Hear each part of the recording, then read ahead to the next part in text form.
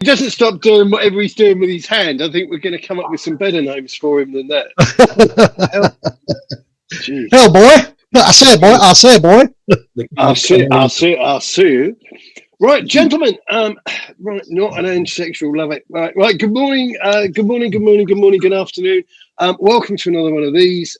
We're joined by all the gang, and there are some members of the gang who just simply couldn't make it because they're too busy mourning the death of this football club at the moment. I think this is going to be a little bit of a lively one. I had a very interesting response to a short video I put out after the Everton catastrophe yesterday. And we'll go through the whole thing. There's a lot to talk through.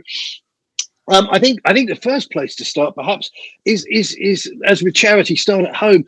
Chris, I understand you've been helping the Metropolitan Police this morning after an email you sent to Don and Marie Cullen had the name of Daniel Levy's son in the title field. Would you like to share with the group how your day has been shaping up? So there's always one way to social engineer somebody. And if you put in the contents of that social engineering email the details of the club's chief executive's son, all of a sudden people have to read said email. But what you need to do is make sure or putting I'm outside in block capitals. Yes. and I've got a gun. You have to make sure the 6 paragraphs preceding that let your executive board know exactly how you feel about the mismanagement and the total lack of direction of Tottenham Hotspur Football Club. Let me find my phone. Are you able to read us? Does it scan well if you read that to us, or is it just a deranged rant? Or I mean, I won't for obvious reasons read my content, but the reply was, "Thanks for your email, Chris. It is pure nonsense to suggest the board has no interest, but I acknowledge your frustrations." So that was the feedback regarding the home truths that I wanted to share with the board, and just take out of frustration as a loyal, passionate Tottenham fan. Okay, well, I guess that's fair enough. I mean, I actually think there's. I'm not demeaning what you did there, because everybody deserves a right of reply, as you say, especially for something which you've got such a colossal emotional investment. You're giving so much of your bloody money.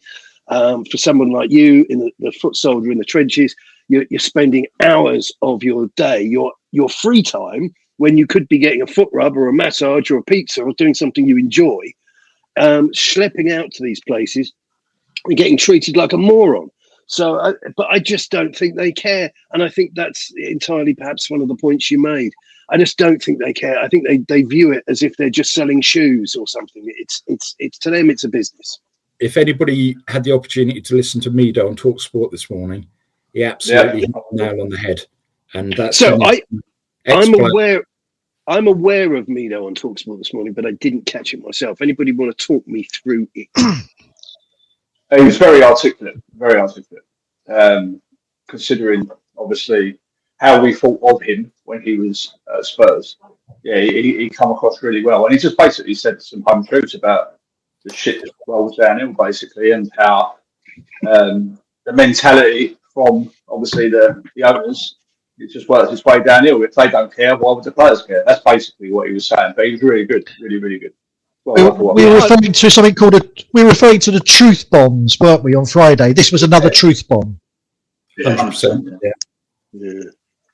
So we've had some. I mean, we live in such tumultuous times whereby no news can still be passed off, masqueraded as an update. Alistair Gold tells us, Gold My Beer, Spurs remain intent on trying to help Ange Postecoglou rather than binning him from removing him from his position. My handwriting is that of a doctor's at the moment. So that removing him, at the moment, there's a hint of it's not inconceivable. But I mean, am I losing my mind here? Is the reason that he's not been sacked, and we've had plenty of managers with real CVs, much superior CVs before him, binned way ahead of where we are with this clown at the moment? Am I right? It's because Daniel Levy has been knocking on doors and people have just opened them and slammed the door shut, and that for him to return to the markets, as you might say, is such a horrifying prospect that they have to try and solve in-house. And I understand this morning Dean Scarlett has been recalled back to the ranch. I don't think any of us will ever know the true conversations taking place within. It's always speculation. But why this guy is given the freedom and luxuries he is absolutely incredible. And one of the things that really annoyed me at the weekend is this "I won't change" mentality for weeks and weeks and weeks. Yet on Sunday, he just decides to play 5 at the back. And you're looking at the formation, and you think, oh, okay, Gray might be playing central midfield where we've been crying out for him to play. No, he plays on the right side of a back 3. And you're thinking, so you're not prepared to change, but you've moved to a formation you have never tried before in your managerial time at Tottenham, at a point where we're flat on the ground, players are exhausted, there's no belief, we're fragile, and people look like they did not know where they were supposed to be playing, what their rules were, all over the place. Not only that, he take off Dragusin and then went to a back 3. Yeah. Yeah, so he's got to a point where Van der Ven, Romero and Dragusin are off the field, then go back to a back 3.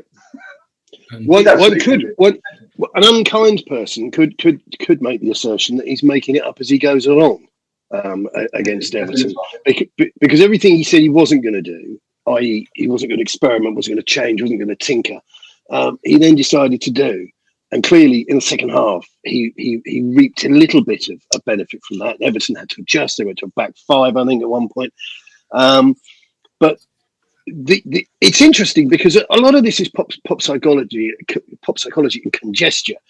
conjecture even. But it does appear to be that loads of people are looking at him and saying all is not well here. And in particular, his interview with the BBC, of all people, who I keep on saying are as harmless as you like, as we know. And the guy says, he tees up the question by saying to him, well, familiar, blah, blah, blah, because we've lost again. It's not unusual set of circumstances. It's now become a pattern of failure. And he snarls at the guy under his breath, great way to start an interview. Which actually it was a decent way of starting an interview, because it contextualized his question of how, what's up with everything, whereby we're repeating ourselves. I mean, I personally, just to get it out there, that reinforced to me what a coward he is, because I don't think a man speaks to a reporter like that. I think a man speaks differently to another man. But I think when you speak to somebody who you're trying to put in a subservient position, that's your insecurities coming out. And this is like I've said before, you see people who are uncomfortable with their money. You see people who can't just be civilized to the guy in the shop who's handing you your coffee. And that to me reflects poorly on the person that's talking cheap. What did you make of it, Tony? You've got a particular thing for Ange's public demeanour. Going back to the point you just made about the board saying they remain intent on supporting Ange, I remain intent on being a millionaire by buying lottery tickets. It's the same bloody thing, isn't it? It's ridiculous. That's not a statement of any substance whatsoever. So we could quickly dismiss that and move on. But in terms of that interview, that was just probably the lowest of the low of somebody who is intellectually bereft of any ability to have a meaningful discussion and be challenged. He's the sort of guy. He's like a bully. He's like a bully manager. You get them in all walks of life, where the moment you actually go turn it back on him and say, well, hold on, but why aren't you doing very well?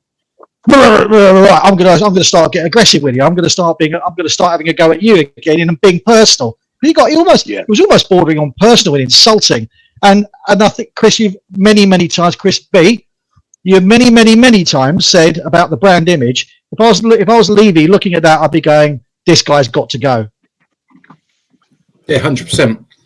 And he is starting to create something which all the mainstream media is picking up on. So last night, The Guardian, The Daily Telegraph and The Daily Mail all published stories about his BBC interview. You don't want to be associated to that. These are supposed world-class coaches, an ambassador for the club, representing £1 billion commodity. You don't have second-hand car traders, wheeler dealers, and ill-fitting suits looking at the floor, repeatedly coughing and shaking their head as your mouthpiece. They panned around to Ange during the game when he was 3-0 down, and he's shaking his head in his usual inimitable style, and all behind him was all his coaching staff looking like the proverbial clueless monkeys. They've just been given a lecture on nuclear physics and don't know what the hell to make of it. It's just absolutely ridiculous. Here's a stat. Everton, first time since 2022, they've scored more than 2 goals in a game. Just for memory, we're in 2025 now. So they didn't only score 2, but they scored 3 in 45 minutes or something. Don't get me wrong, I'm not a vengeful person, but I do, I am an overthinker. I've admitted that on numerous occasions. And I just want to spare a thought for those morons that can no longer comment on this channel, because they were just directly offensive. They didn't come out with anything that was of any use to anybody. They were internet dandruff, and they were removed. But they assured us that we were dealing with a phenomenon. They assured us that we were dealing with a guy who had proven himself at the highest levels in the footballing sphere. Japan, Scotland, the world leaders in football. And that the team behind Ange was on a par with that. Matt Wells, sacked from Bournemouth. Jednak, sacked from Aston Villa. Mason, an absolute ghoul, a jinx of Jonas of the highest order. And Montgomery, sacked from the mighty Hibernian. We all looked at these people and thought, can't get convinced, can't get excited by this, and worse. And we were told in no uncertain terms that we'd got it wrong. And now this, and as I said in the tape yesterday, it's not on its way, it's not near, it's not close by, it's arrived. This is a relegation scrap. And we warned you months ago. You're like the dinosaurs chowing down and doing what you do. And we were looking at the meteorite coming from outer space, not claiming to be a genius, but just claiming that we're football people. And some of you have no business on these channels, because you should just remove yourself from the field of play. Go and follow a netball team somewhere. You forgot 2 things, H. I forget nothing. You spelt out the coaching network, but you've got to remember the 2 above that. The guy who spent all his time with the Manchester City football group outside of England. He's never had a role in a club within Europe, predominantly in Australia and Japan. And then you're forgetting the guy Johan Lang, whose decision it was to appoint Steven Gerrard as Aston Villa. Well, I've actually got that down on my little notepaper here. Yeah, I was going to whack you over the head with that. Yeah, I mean, this is the guy who appalling LinkedIn hires. So struggles to communicate in the real world. He was behind Steven Gerrard. That's like saying we thought it was a good idea to bring in Wayne Rooney. Obviously, he's a household name. The levels of stupidity and ignorance there are just suffocating. I mean, how? I mean, none of these guys.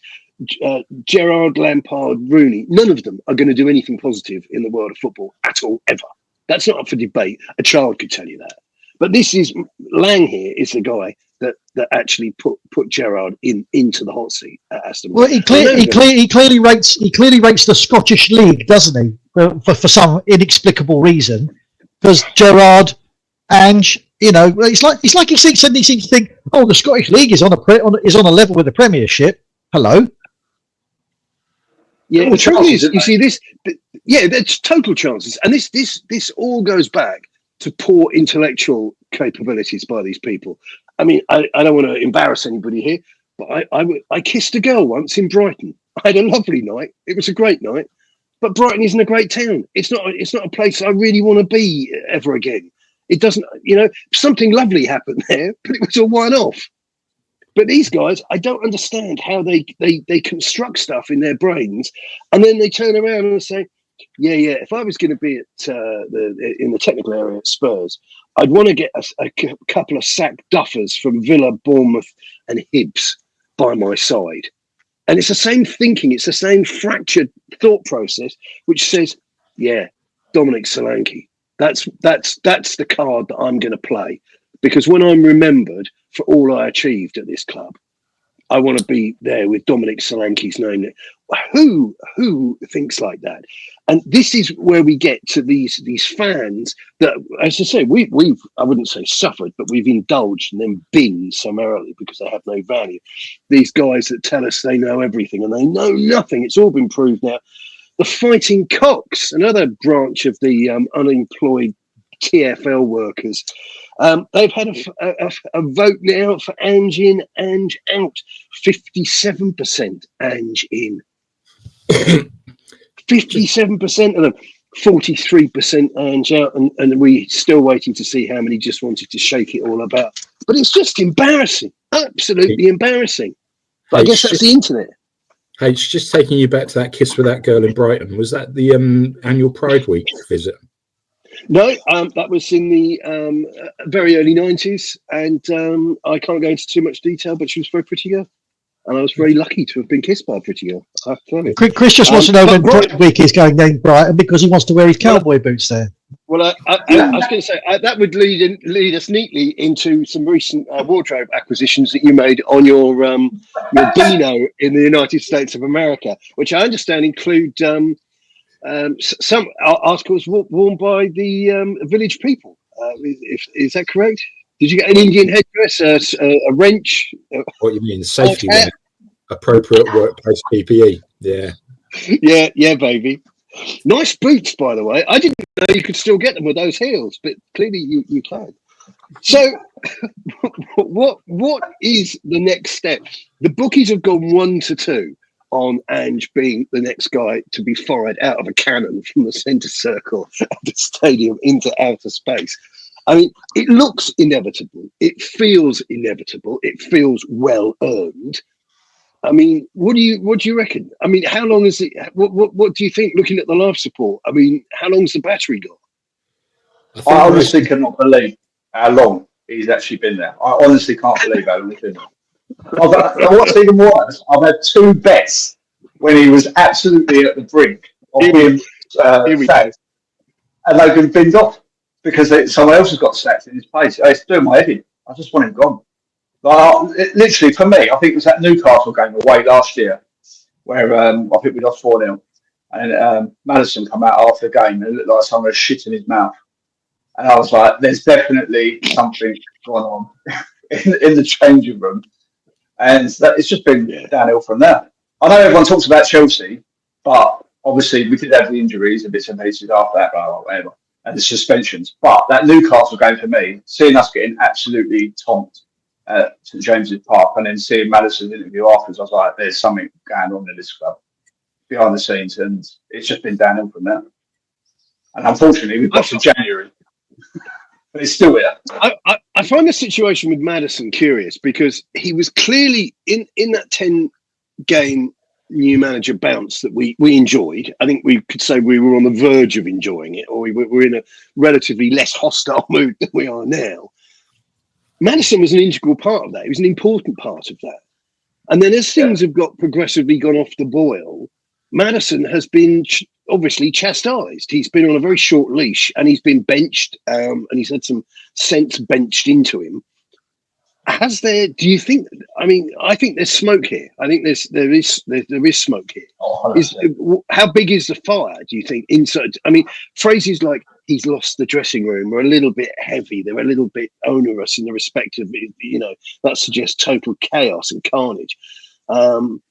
But I just find a lot of the stuff coming out leads you to think that everything isn't right. And in particular, and I mentioned it on the previous show, and I mentioned it on this one, this business with the youth guys. Now, if somebody's working for you or with you and they do well, but it's in the middle of a crisis, I think it's very foolish to ignore that or deride it and say, well, it doesn't matter because we lost so much bloody money. It doesn't matter what a great salesman Roger was at the weekend. It's irrelevant. It's academic. You need to talk about what Roger did in glowing terms, because surely aren't the rest of the people wanting to have a bit of that kind of love and respect? Isn't that the way that human beings work? But he said no. He wanted the young players that had played well to be feeling the hurt or whatever the language he used. And this is a very dangerous thing to maintain, because we're in real danger of harming the development of Archie Gray. He's an 18-year-old kid. You've got to take kids out of the firing line. You've got to protect them, and you've got to put an arm around them. And the fact that our three most influential players of recent games have been Archie Gray, yet to play in his proper position, central defensive midfield.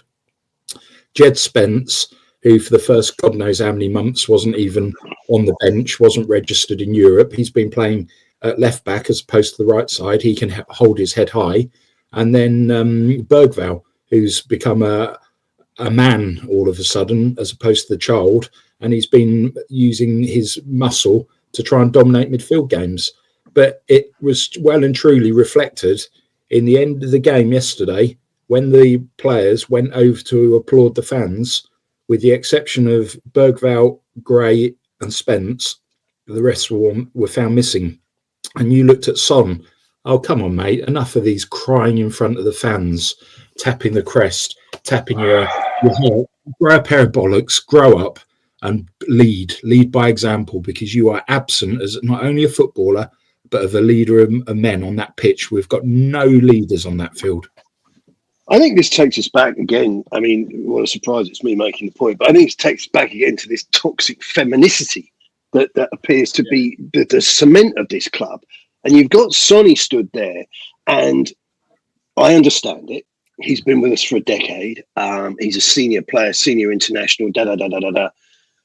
But why is he stood there with his hands out like, please don't shoot, tapping the badge, as you say, the crest or whatever, and doing this, oh, hang on a minute, guys, I'm the captain.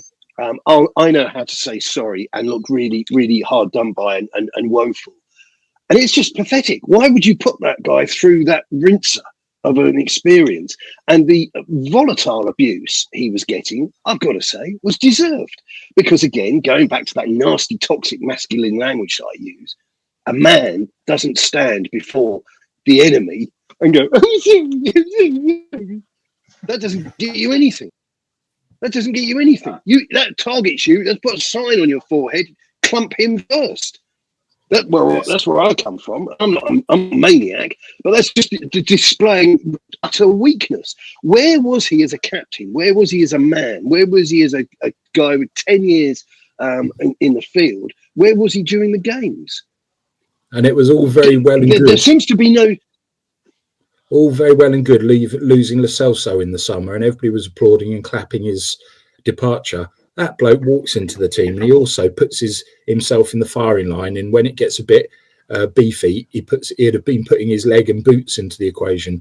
With just such a soft mentality, we've got such a soft core. If you were in the trenches, you wouldn't want to be alongside any of those guys, as they're all woofters. Well, look at Højbjerg. Højbjerg's another one. Oh my God, he would be unbelievable in this side now. First choice.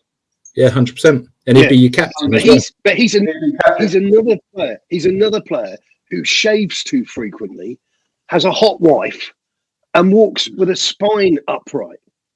I mean, don't get me wrong. I'm not on the side of the cavemen here, but you know, this works. This whole nuclear family thing on this planet works. Boys, girls, it works. It works really well. And the idea that you have this thing where you've got these guys with these ornate earrings and necklaces and go, oh, yes, well, this is my Louis Vuitton soap bag. I don't understand what you're doing in this. And this takes us back again. And this, I didn't like Mourinho. He was horrible. I didn't like Jose Mourinho. I didn't like Antonio Conte. They were really nasty because they spoke about killing. They spoke about winning. They spoke in terms which, you know, with the Roman in there, of the gladiatorial aspect and the combative nature of sport, and the fact that it's a sport for men. And I think the whole game, I think the whole ecosystem, and I would blame the women's football because it's now mummy can take the kids to go and see the women's Super League or whatever they want to call it.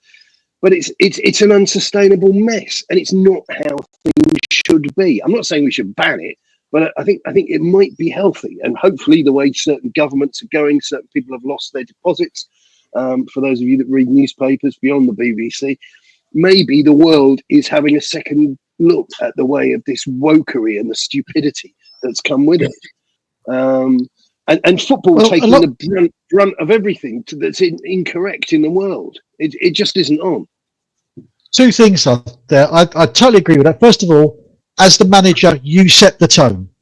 End of story. You are the one who sets the tone for what happens on the pitch, for the way the players present themselves, and you are the one who's responsible for that. End of story. Secondly, and Chris made a really good point about Newcastle, and I'm glad you mentioned Newcastle, because Bournemouth went to Newcastle on Saturday with 8 players injured, first teamers injured, and gave them a darn good thrashing because they tactically got it right. I wonder why that is. Could it be that their manager is actually a decent manager who knows what he's doing? Yeah, I don't buy into this. This injury thing really is a stick up my backside. It really is an irritant because it's injuries as if it. Yeah, it's like saying, look, I can't come into work. I live on a farm and we're snowed in. It's like you're trying to put it down to force majeure. It's stuff you can't, acts of God. It's stuff you can't control. I put it to the audience, I put it to the jury, that the reason we've got so many injuries is because this guy hasn't had the wit to understand the size, the enormity of the task of being a Premier League manager. And he's playing this Tora attack mode thing, and there are consequences to it. He has form in Scotland for filling up his physio room, and now, what a surprise, at the higher level, and this is something that these dweebs don't want to talk about, these incels, these unworldly people. They go, oh yeah. Somebody made a very good point to me during the week. Spurs now, do you know what we're seeing? We're seeing the Premier League if Celtic were in it. Because you can't win this league by beating Rangers twice. You know, that's what we're up against. This football club that has the smell of we are Celtic being allowed to play in the Premier League. And of course, there aren't people wanting to kill each other after the games. You say smell. Poor quality. Absolutely. So you say smell. Well, it's the reason why it's so weak-minded is all you got to do is look at that interview with Ange again. That is the personification of someone with a very weak mind and an incredibly fragile ego, and is literally now just realised he's not. I don't know if he's just realising, or he's secretly, or he's not hiding it anymore. That he just has contempt for the fans, because he keeps saying we're gonna try and get it right. My job here is to this. I'm totally dedicated to this. I don't give a crap about any of that. Just actually do it. You know, I'm not interested in platitudes and we're going to work hard, etc. That's what. Do you remember Christian Gross did that? Do you remember when he turned up to the press conference with his travel card? Travel card. I said, yeah, I am going to work really hard. Yeah, great, good. That's what you should be doing as a manager. I'll bite. You know, it's just like what those platitudes are the sign of a man who has zero answers, who doesn't know what to do next. And as you said earlier, he's just making it up now. He's just going, see what, I haven't tried that. Let's go and try that and see if that sticks. And as it happened yesterday, he tried it. And again, what is a consistent message as a Substack? We've been saying, not just on video, but from all the contributors and everything. Where's the coaching? Yeah, where is it? Coaching. I mean, somebody said to me yesterday, he'd be out of his depth in a teaspoon. I mean, he is utterly, he is irredeemable for me. And, you know, and the interviews and the coughing and the this, that, and the other. He's just a buffoon. He's just a buffoon. I thought his arrogance beggared belief when he's 15th in the league, 18th in the league on the current form, and he's got 1 point out of his last 18. And when he's interviewed, you'd think that we'd got prime Alex Ferguson and that we were lucky to have him. And he starts talking about when I've left and the future and everything. Crack on, fella, pack the bags. I'll drop you at the airport. This bloke is completely deluded. I still want to have a whip round for an all-inclusive in Gaza for him. An all-you-can-eat buffet in Palestine. Yeah. No, I'm just sick of the guy because, which leads us neatly on to the fact that Manor Solomon could be accused of being on fire at Ellen Road. But of course, we can't. Yeah, but we can't. And he's been an integral part of the team. The fans love him. They're singing his name, but we can't bring him back because Daniel Levy's a Jew that doesn't like Jews. He can't cope with the aggravation that's going to cause. I mean, the nonsenses of this club, it's like a cornucopia of stupid. Do you know what this reminds me of? It reminds me of that Monty Python skit. You know, the Monty in Life of Brian, we had the People's Front of Judea and the Judean People's Front. It's sort of like that, isn't it? You know? The popular front of Judea. Yeah. Judea, yes. Talking about stupidity, we wake up, we go to bed late on Saturday night to find out that Solanke's likely to be out for up to 6 weeks. Alongside that, no great deal loss, but Brennan Johnson's out for 4 weeks. So we are screaming, we are hemorrhaging for a centre forward. So you've got the poor lad Lancashire, who I feel sorry for as he's never been given minutes. You've got Richie coming back. He was given minutes and he was sent off, wasn't he? I don't think I'm making that up. But he did score. So what do? We play Som through the middle, Mr. Invisible. We can't knock him. He's been a great servant for the club, but he's 33 this year. His legs have gone and he offers absolutely nothing. And that's he does look very plaintive and sorrowful. I mean, I'm thinking Undertakers would probably hire him to walk at the front.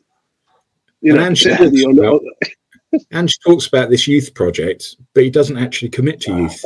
So if he believed in youth, he'd be playing youth now and he'd be putting square pegs in square holes as opposed to putting round holes in square pegs.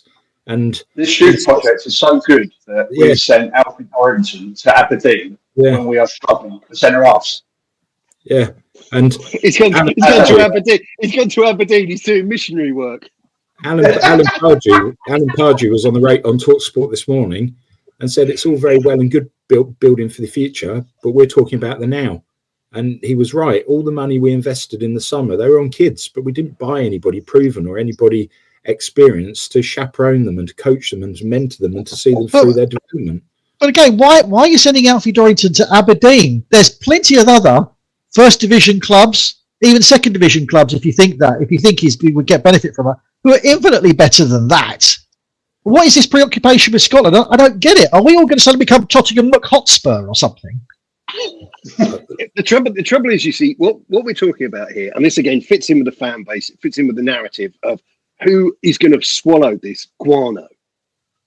But people don't understand because they've not had sex, they've not had families, they've not travelled, there's all these things they haven't done, right? These inexperienced like themselves. And they don't understand the fact that you can be assertive without being rude. So one of the great things that you pick up as you get older is learning to be more appeasing with other people, working as a team, blah, blah, blah, all that horrible language. But what you mustn't do is to find yourself being compromised out of existence. And I would again suggest to the jury that any coach at Spurs, he has got so many commitments because he's got to appease the spreadsheet which says we need to profile our loan moves accordingly. So no, we don't want to send him to Colchester United to have the edges rubbed off him. We'll send him to Aberdeen because that's got a better box checking exercise sort of vibe about it. We're not going to play this kid because at the moment he's worth technically 1.2 million. And if we play him and he doesn't do well because things are a bit on it with the whole thing, because we've tinkered with the rest of the footballing operation, his money could come down. I mean, I've joked about the youth at Spurs being a Ponzi scheme and the fact that they're worth more on paper than they are on grass, because you never want to realise any of this thing and say, where's the apartment I bought?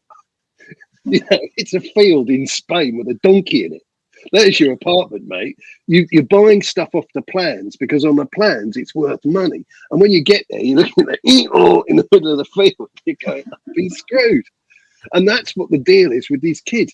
And then you've got this other darker layer where I guarantee you it also exists, where you've got that Daniel has a signed document in the drawer with whoever's this week's coach saying that Sonny will play and he will be politically appointed as the captain. Not because he's offering anything as the captain. I mean, the idea of Christian Romero being second captain and the idea of having a second captain is just so surreal. It's such a Facebook operation. It's such a meaningless, vacuous sort of thing. Oh well, yes, I'm assistant to the regional manager. What the hell is that? That doesn't even exist. You're not getting paid. That's not a real job. You're Dwight Schrute from The Office. Your job that you have on your card, you introduce yourself, is made up to appease you. And this is where I think we go. So when Angie's looking to draw up we all do it. Saturday morning, I'm there looking to put up my starting 11, my plausible 11 for the thing. I've got total freedom. So I could put, whoever, Donna Marie Cullen in goal. I can do what I want. But the manager at Tottenham Hotspur doesn't have those freedoms. He's got very little license to roam. And certain stuff will be preset and he has no control over it. And I agree at this stage. I never bought into at this stage. Yeah, at this stage, Dwight Schrute looks a really good option as a replacement, doesn't he? Let's face it. Yeah, he looks focused. He's got the way he presses a beige shirt and matching tie combo on occasion, a little hint of orange in there. I think he could work wonders. But this is the mess that we're in. It is an absolute mess. And as I was banging on yesterday, and this is a point I want to make again today, it's here. It's arrived. It's like, oh no, yeah, I will get round to making up a room. No. She's already come through the door, mate, while you were in the kitchen. We are in a relegation fight now. And yeah, I was looking on. This is where this fat oaf has brought us. When you did your post yesterday, and I'm looking, I had a quick look at some of the comments this morning just to see sort of what reactions, and 95% were pretty much, yeah, bang on, mate, sort of thing. And it was still one or two guys who were going, but we're favourites. One of them said we're favourites to win 3 trophies. Where a mother care. Yeah, which trophies were they then, mate? Honestly, I think in fairness, if we do stick with Ange, he may win the playoff final to get us back into the Premiership next season. Well, that's been doing the rounds. He is going to win us something, but it involves us getting relegated first. We'll win the Papa John inter-school Toto under-16s cup or something. Fair play trophy. Yeah, fair play trophy. Yeah, which gets presented anally. I mean, it's just embarrassing. It's just embarrassing. But like I say, we're in the middle, not the start of, because this is like the direction of travel we've been in for months. Not weeks, not days, not, we only lost by a goal. You need to get rid of all of that thought, and it's time to take the trash out. You've got to take the trash out. People are talking still as if these are the people playing the bands played on the Titanic. Oh, it's not that bad. You can still hear the music. More importantly... No, that's like them turning the music up at full time. It's to drown the screams and the anger. More importantly, we've got 2 weeks until the transfer window slams shut, and in the preceding 20 days, we've managed to sign 1 goalkeeper, so not a single outfield player. We've lost no problem with Timo Werner being out. I hope he's permanently injured and we never see him again. But we've also lost the invisible man, Brennan Johnson. We've lost Solanke. So Timo Werner receiving palliative care treatment. You've got Dejan running on fumes. He'll be the next one to be injured as he looks physically shattered. And we've got maybe Daniel could award him the Golden Lederhosen Award for services to the European Union, despite still being a member of it. I mean, anything you want to say that is beyond parody is believable. Yeah, but where are those anything you want to suggest which gives you hope or gives you, well, that sounds good. Yeah, that's never going to happen, mate. That's why it sounds good. So, for example, you talk about the window slamming shut. That in itself, I'm not attacking you personally, but that implies energy. That implies that something could happen. That implies there are options. Now, I hate to be that guy, but can anybody name me? And I'm not talking about these shooting star absolute rarities, but can anybody name me the top 10, the top 5, the top 3 significant transfer deals done in the Premier League in a winter window? No, because it doesn't happen. It's like how many ice cream vans come around your estate at Christmas? None. None. You're inventing things that don't happen. There isn't going to be any this big business of the club's working hard behind the scenes. Okay, great, nice words. What do they mean? They flew. We know that they flew to PSG to go and try and get that mid-range BMW company car black fella, but they didn't take any money with them because they didn't come back with it. But the thing is, as well, careful what you say about BMWs. Yeah. Thing is, as well, though, they didn't even do their due diligence, because that move has now moved into trouble because PSG have loaned out too many players. Yeah. Well, so I don't know if the obligation to buy thing might have surpassed that or whatever. But the reality is, like I said, if you're serious, because I don't know about you, but if I got it into my head, right, I've been working hard, blah blah, I'm going to go to that store and buy something.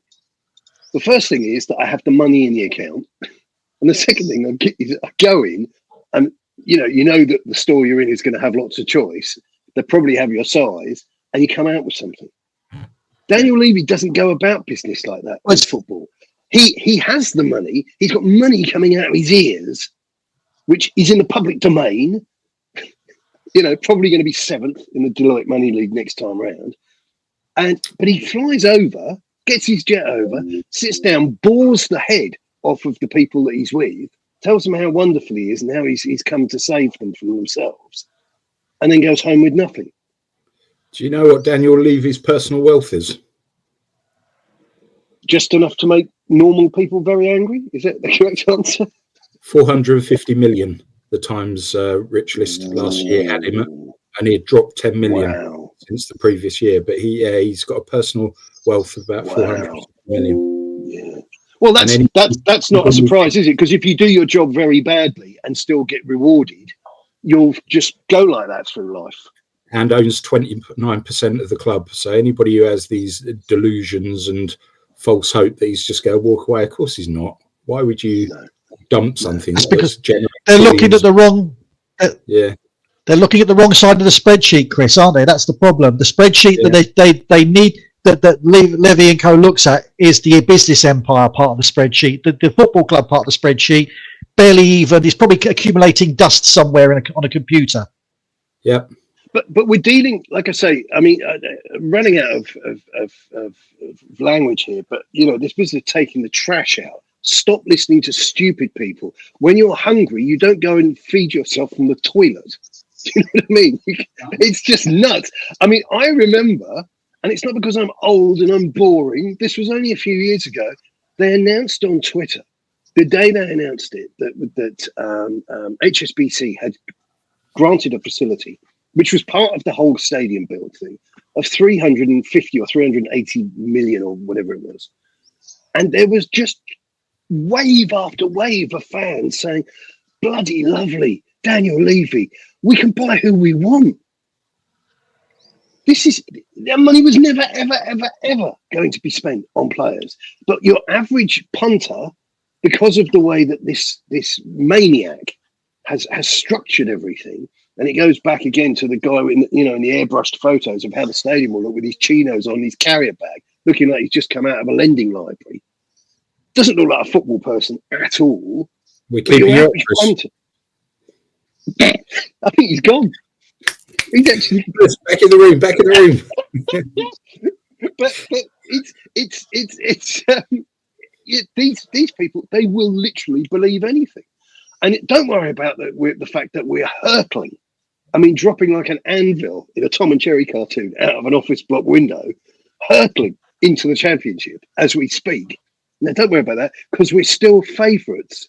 Don't know where, Mothercare, somewhere, to win trophies, to win the European campaign that we're on, where we've only played rubbish.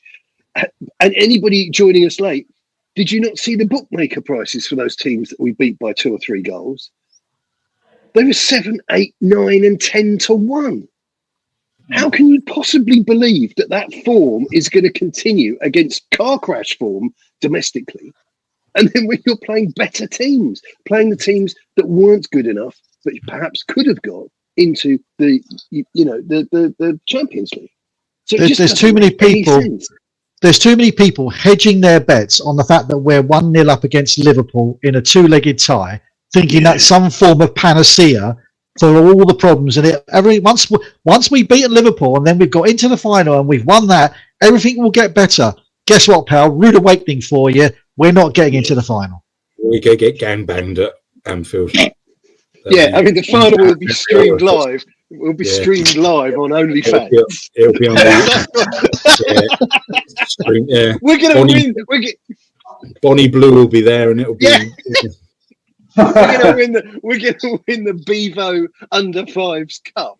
That's what's going to happen. I mean, it's just absolutely shocking that people will allow themselves to think like this and post it online. But this is the problem we've got. We've got fans that have been living under a rock in a garden, don't have the brains that they were potentially born with, and are just propagating absolute nonsense. And it's time to take the trash out. Alistair Gold, we mustn't forget him because he's part of the process. He's part of the problem.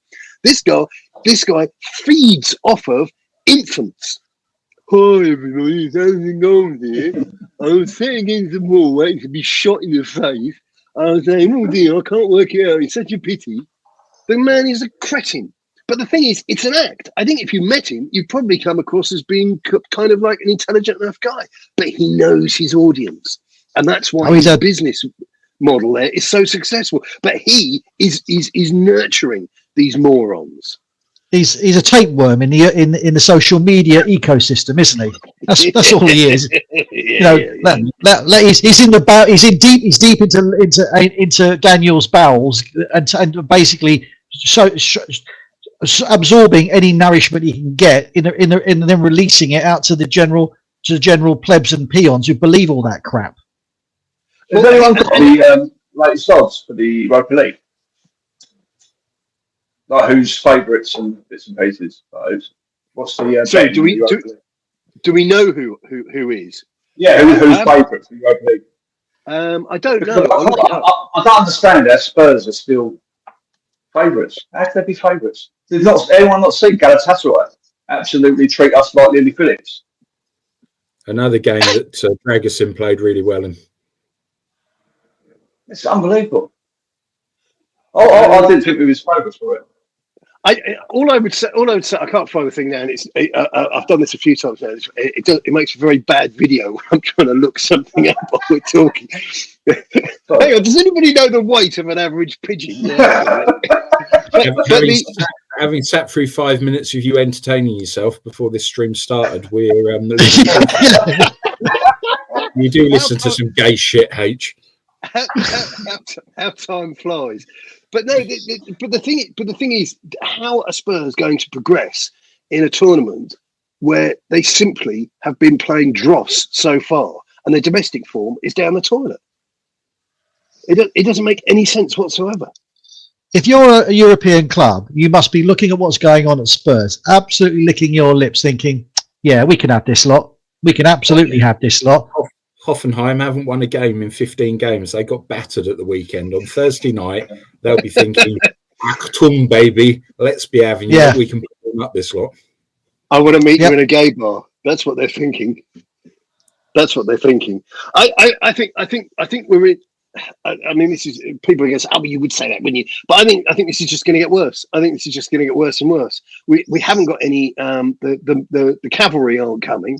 There are players, as we speak, like you say, that imbecile Johnson and the other guy are suddenly out for a month, 3 weeks, 4 weeks, whatever it is. Nobody's due back next week, and we're now having to live off these crumbs that Ben Davies has returned, a guy who arguably shouldn't be at the club anymore. Yeah. You stunned us in the silence, H. You stunned us in the silence, haven't you? Yeah. So who have we got next? What's to look forward to? Hoffenheim Thursday night, Europa League away, and then Leicester at home. Leicester. So Hoffenheim, let's do for purely academic entertainment purposes. let's do a guess the bet. I'm going to go with Spurs getting thumped by Hoffenheim. I can see Hoffenheim coming back to life like something on Dr. Frankenstein's table. Ugly looking, but very capable of causing havoc inside the castle.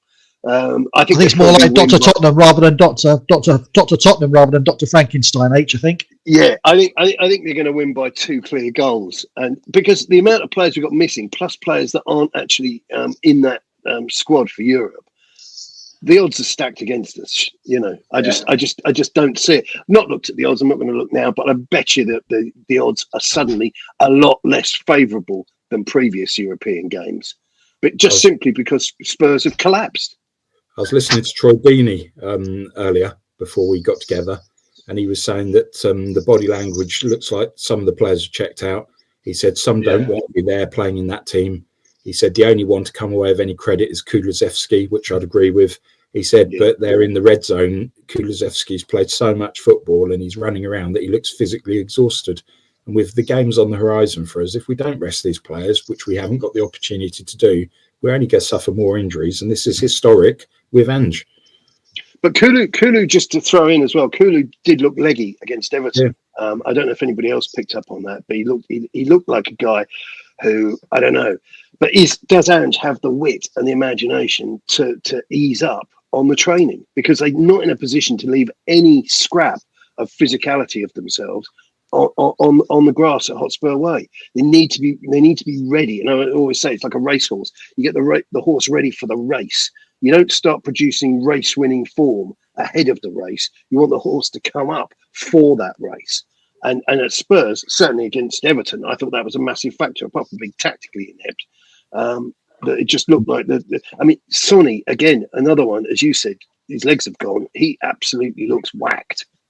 Do you know what? Mikey Moore did more in a 15-minute cameo on the left side as the left winger than Johnson on the left, Werner on the left, and Son on the left have done in any game. He tried to beat men. He tried to go on the inside, come back, and he was fizzing balls into the box. Ange has got to realise, play him from the outset. He's a young lad. He's 18, 19. Give him a go because nothing else is working. Take it. He'll play Son because he's the poster boy, isn't he? So of Korea. So take out the trash and bring in the fresh meat. That's what needs to happen. We have Paris spaghetti. Are you forgetting? Slump. Okay, well, listen, guys. I think that's just about it. We're going around in circles because basically, I think everybody in the room wants to harm Ange at this stage. I've got a feeling that we're going to get somewhere after the European game. I don't think a loss in Europe is going to be as easily digested by Levy or the fan base as only losing by a goal at Everton.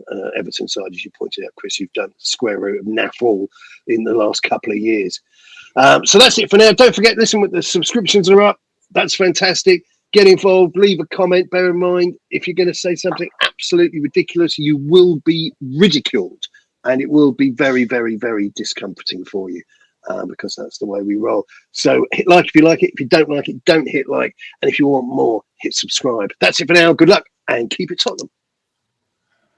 Right. I shall get this up very quickly because I'm not doing anything and we'll get going. Right, motherfuckers. 11 to 2 we are. 11 to 2 we are for the Europa League.